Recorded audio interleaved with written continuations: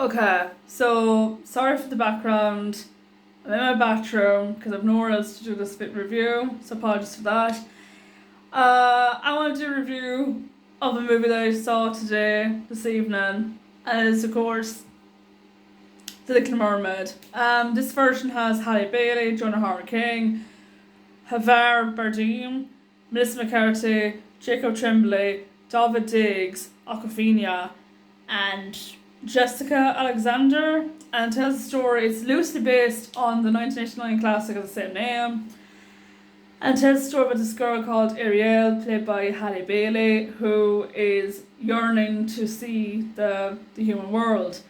But her overprotective father, King Triton, played by Javier Bardem, is like doesn't want to hear of it because Ariel's mother died by humans.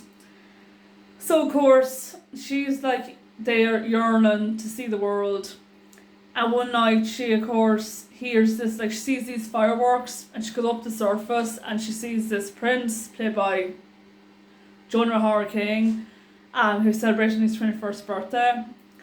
But of course there's a shipwreck involved because their ship gets hit by a rock, and of course Ariel saves Eric's life and she sings to him, and of course when he wakes up he kind of wants to find this mysterious girl that saved his life. So yeah, Ariel then is like, oh yeah, before I go on, right, there's going to be spoilers, so if you don't want to hear spoilers, then don't watch this review until you see the movie. But anyway, back to the review. Anyway, so of course Ariel can't stop thinking about Eric, and of course her father finds out that she has a thing for Eric, so he destroys her, her collection. And Ariel does the unthinkable. She decides to sorry for the ceiling. She decides to go to her aunt Ursula, because Ursula in this version is now Ariel's aunt, because in the original one she wasn't her aunt at all. There's no mention of her being her aunt. So she of course decides to make a trade with Ursula to trade in her beautiful voice, 4 legs, which she does, by the way. But of course Ursula does this thing where Ariel forgets that she has to kiss Eric in 3 days before the sun sets, because if not she'll turn back into a mermaid. And look at, well, I'm wearing the original Little Mermaid merch in my nightie. Anyway, so Ariel of course gets caught up with a fish by a fisherman in his net, and he of course brings her straight to the castle, and she sings that song for the first time in her head. And the sequence was actually really funny and really well done. Like, I love how there's a moment where she's kind of singing the song like this, going, because she forgets that she's no voice, and Eric is there and he's like, oh, have you a place to stay? Do you want a place to stay for the night, or, oh, you can't talk, can ya? Oh, okay, never mind. And of course he, on the other hand, wants to find the girl that saved his life, which I think I said that before, but if I did, I apologise. I'm sorry for all the waffling, but so of course, Eric, I forgot to mention, Eric has a mother who is actually his adopted mother, because his parents died in a shipwreck. I thought we were going to get a flashback of how his parents died in the shipwreck. We didn't. But of course she's like King Triton, Queen Selena, I can't pronounce her name, it's a Norma Duwushki, or I don't know her surname is. Her name is Norma, so I'm going to call her Norma.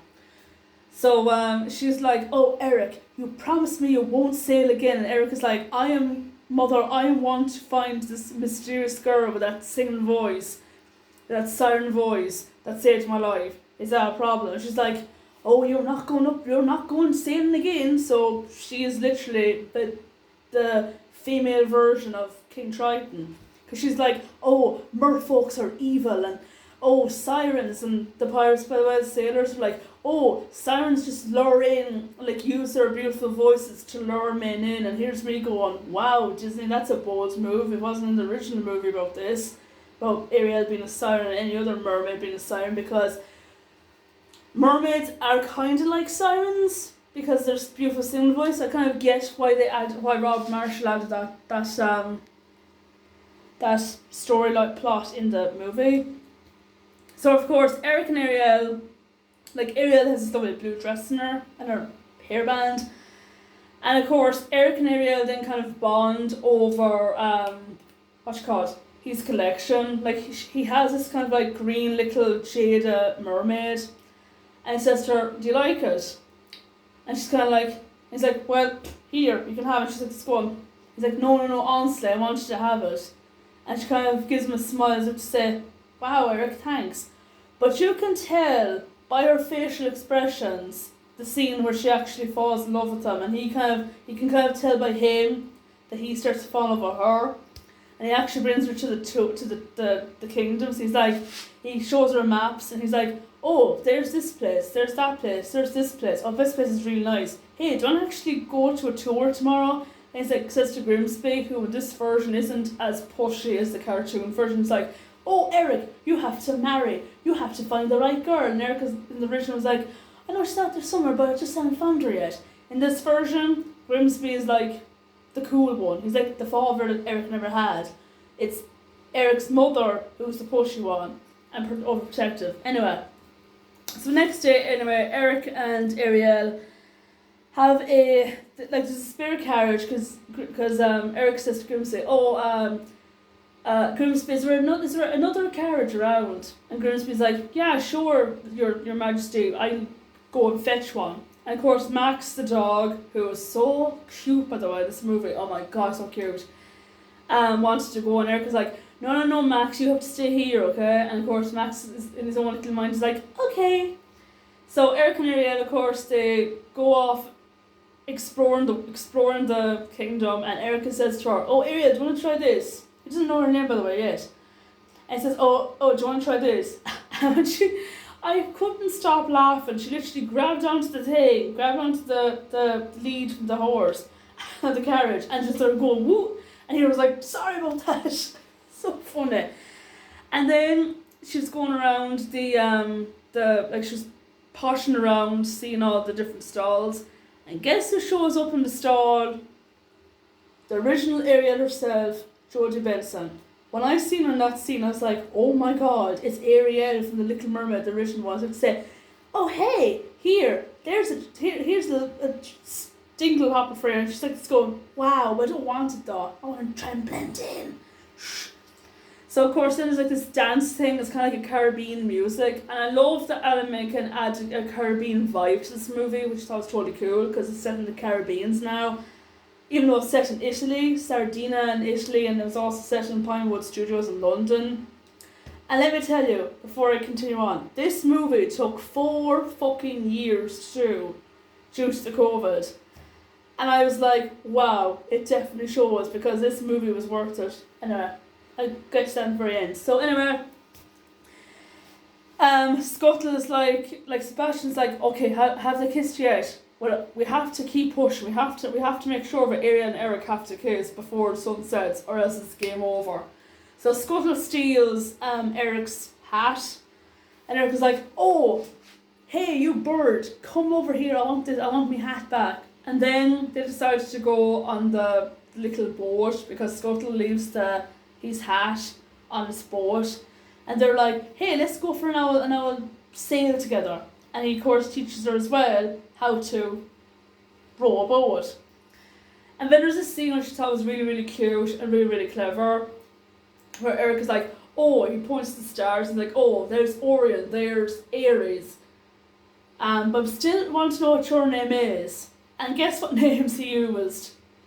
The late Princess Diana of Wales that passed away in August 1927, and Catherine, aka Kate Middleton. And I was like, "You sneaky fuckers, Disney." And you wonder, Kate Middleton was like, "Oh god, just make fun of me." But the clever way that Ariel mentions her name to Eric is that she says she mentions Aries because Halle Berry is an Aries in real life. She was born the 27th of March 2002 or 2000 actually. And he goes, Aries, and she goes, Ariel, He goes, Ariel, and she goes, Ariel. that's a beautiful name. And then Son starts to kiss the girl, and then actually, when they try to kiss, they fall into the boat, like in the original movie. But they added another scene onto it where Eric and Ariel are soaking wet and they're having a laugh. And the cutest line says, "Good night, Ariel." And I was like, Jonah Hart King, by God. I'll get to him later on the end of this movie, but by jeez, I've a lot to say about this guy. So of course, Ursula meanwhile is like, oh, this woman is so smart, I gotta do something quick. What does Ursula do? She gets this magical potion of this pink little shell, because she's furious. She's like, oh, where is it? She goes, never mind, I got it. And she, of course, disguises herself as a beautiful woman called Vanessa, who has Ariel's voice. And Eric gets tricked by her. And the following day, Scuttle and Sebastian sing that Scuttlebutt song, which was 2 words. I hated it. I didn't like that song at all. It's so boring, so bad. And Ariel's like, oh God, Eric must be proposing to me. If he is, I'm feckin' saying yes. But of course, she's devastated when she sees Eric with another woman, Vanessa. And Scuttle, of course, discovers that Vanessa is really Ursula because, like it is the movie Scarecrow, she is an illusion, Vanessa. So when she sees herself in a mirror, so she has to avoid mirrors at all times, right? Because if she does, you'll literally see her real form. And by God, Jessica Alexander, whew, that woman is such a conniving bitch. Her Vanessa is such a conniving bitch. I was like, oh my God, this woman is a bitch. Sorry for all the profanity. So of course, when Ariel finds this, she's like, well, that bitch isn't gonna steal my man, no way. What does Ariel do? She goes straight up back to the castle after her little cry in the rock. Straight up to Vanessa, aka Ursula, grabs the necklace and says, bitch, he's mine. Eric isn't belong to you, he's belong to me. And Vanessa's like, oh no, he isn't. And there's like this bitch fight because Eric was going to pop the question to Vanessa. And Vanessa's like, oh, the ring is beautiful, because the ring belonged to Prince Eric's adopted mother's mother. And the ring is just gorgeous. Oh my God, stunning. So of course, Ariel gets her voice back. Eric finds out that Ariel was the woman that saved him. Vanessa turns back into Ursula and takes Ariel back to the underwater world. And Eric, of course, is like, I'm so going to get Ariel. And he actually does try and save her. And of course, Ursula is like, oh, if it was my brother, the one who abandoned me so many years ago. And King Triton's like, and of course, King Triton decides to make a deal with Ursula to save Ariel's life because Ariel's like stuck with these eels, and I was like, holy shit. And who comes along then after King Triton turns to dust? Oh yeah, he turns to dust, and I was like, oh no. Is Eric after that. And of course, Eric tries to defeat Ursula, but let me tell you, when I seen the twist, you gotta hear this. Okay, so Ursula turns into this big, huge octopus lady, and she says that line that Pat Carroll, the original Ursula, rest her soul, says, and Eric's like, hold my hand, and Ariel tries to hold Eric's hand, and of course the two of them end up separating from one another because of the storm that Ursula created. And of course, what does Ariel do? And I was like, you go girl, you are so brave than this chick. She actually went on the boat by dragging herself, by the way, on the boat it was a ship, it was a boat that was destroyed underwater, and she literally was able to steer the wheel from the boat and killed Ursula. And here I was going, my God, this woman's great. So of course, like I said, Eric and Ariel, they separate, and Eric sees Ariel's blue dress in the water. He says, oh God, he's like, hey, I want you to get a boat right away. I have to save Ariel. And the Queen's like, Eric, it's over, okay? Forget about her. He's like, I can't. I have to go with Ariel. And then he drops the dress in the water, and I was like, oh, God. So Ariel then gives Triton back his trident, and he knows by the look of Ariel that she's unhappy. So what does Triton do? He decides to turn Ariel into human again. He gets her blue dress that she wore all along with the pink bow. So she's got a pink bow, a pink headband now. She's got the blue dress in her. And there's this cute scene. And when that scene came on, by the way, that I'm going to tell you about, I burst out crying. I was in tears. So Eric, of course, is there. He's lonely. He's missing Ariel a lot. And he plays fetch with Max. And it does it like twice. So the second time, there's no sign of Max. And he's like, Max? He turns around and who's there? And Max is beside her, by the way, is Ariel. And then he gave her the biggest hug and the cutest kiss. And they hugged her again. And I was like, oh, Jesus, Disney, you're tearing me apart right now. So then, of course, Ariel and Eric, they celebrate their engagement because they're engaged now, apparently. They're not married at all. They got engaged. And of course, the merfolk and the humans united as if to say, well, you're not a bad bunch. And the mermaid people are like, you're not a bad bunch either. And in the ending, right, when Eric and Ariel are sailing away, and Eric spots Triton, and Ariel turns around, and Triton says, I am so proud of the woman you've become, and I'll always be there for you. And then you can see the tears of Halle Berry's face, and she's like, I love you, father. And she gives him the biggest hug, and then they sail off, and that's it. The end. So what I think about this movie after the rant, this movie was absolutely brilliant. I mean, whoever was bashing, all them people were bashing about Halle Berry going, oh, she's black, oh, she's this, she's that. Shame on them. This woman had me in tears. When she's done Part of Your World, I was crying. When she's done the reprise, not the second one, the first one, I was in tears.